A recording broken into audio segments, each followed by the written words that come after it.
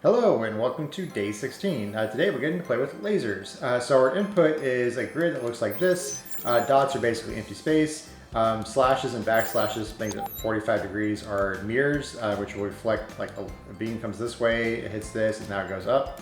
And then pipes and dashes are going to be splitters. So if you come in the same direction, like if you're coming up this direction here, and you hit this, then you count it as a dot, you just go right through it, and you continue on. But if you're coming at a 90-degree angle, so you come in this direction, you hit it, then it's going to split it in each direction 90 degrees, so it'll have an upwards beam and a downwards beam. So you could have multiple beams running at the same time. In the end, the only thing we care about is how many squares got touched by a beam at all. We don't care about how many times or anything like that. I made a direction enum mostly because when statements, if they're exhaustive, you don't have to do any else statements or anything. And a data class for beam, which is going to be the X, Y, and its direction. And then I have this option for move beam, which is going to basically iterate one beam one time. It takes in the whole grid, which we never change. The grid stays the same the whole way through.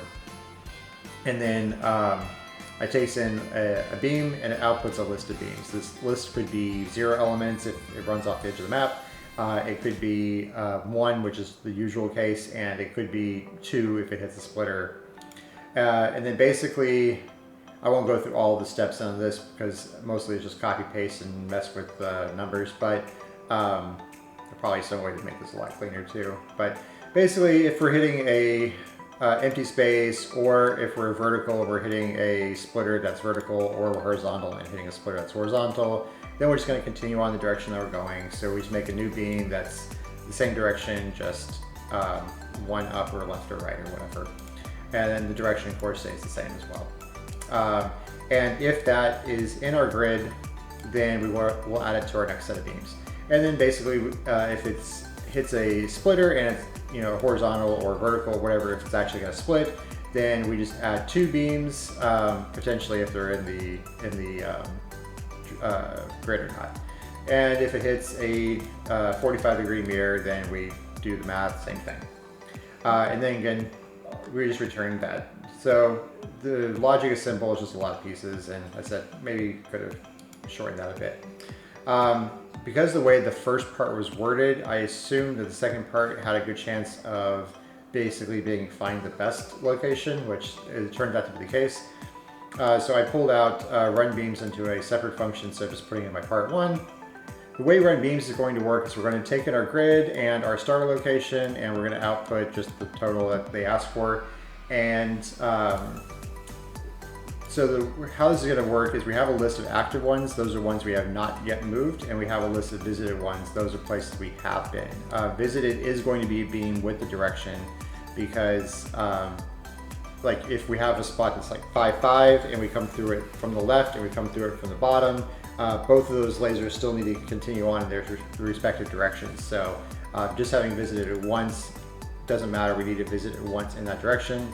But I want to make sure I keep a list of it, because if there's some sort of circular loop that, I want to make sure that we break that instead of just, looping forever. So while our active is not empty, which it starts with 1, of course, then we remove the first one, add it to our visited, and then we get our list of nexts from the function we just talked about. And then for each of those, if we haven't visited it yet and it's not already on our active, then we'll go ahead and add it to our active. And then once we're done, what we need to do is take that visited and knock it down to a set. So I'm just taking, for each item, just taking the X and Y into a pair and knocking it to a set. Because again, same thing, if we hit like 5, 5 in this direction and this direction, we're still only counting it once. We're not counting it how many times it was visited, just once per square. So then that's pretty much it. For part 2, my guess was right, and basically we are going to try to maximize it. We can basically come in from any outer edge.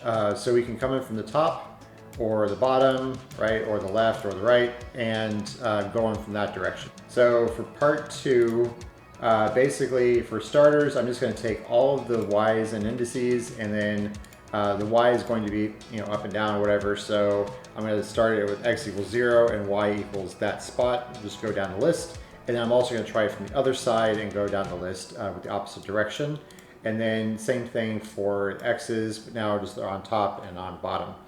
And then for each of our starters, we're just going to run through the whole same logic we already had, and then take the max and then return it. There's probably some ways to speed this up and everything, because you could memorize what happens for each spot. So like if you hit spot 1, 5 or whatever with a beam going one direction, you can just keep track of all the beams that come out of that. And that would probably make it quite a bit faster, but it still runs in about 15 seconds on my computer, and it would take me more than 15 seconds to do that, so I didn't. Anyway, that is kind of what I got today. So if you have any questions or comments, of course, hit me up below. The code will be on the GitHub as always. And other than that, I will see you tomorrow.